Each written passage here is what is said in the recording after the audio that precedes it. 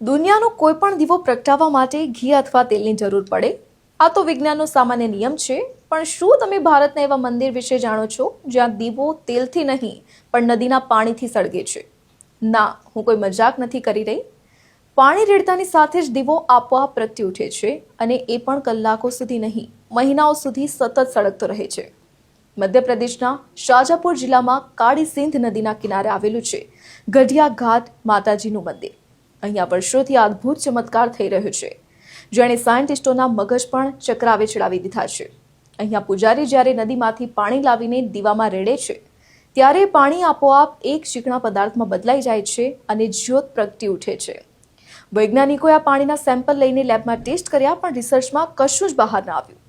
આ ચમત્કાર આખું વર્ષ નથી થતો, માત્ર નવરાત્રિના દિવસોમાં જ પાણીનો દીવો પ્રગટે છે. જ્યારે ચોમાસામાં મંદિર પાણીમાં ડૂબી જાય ત્યારે દીવો બંધ થાય છે અને નવરાત્રિ આવતા જ ફરી પાણીથી શરૂ થઈ જાય છે.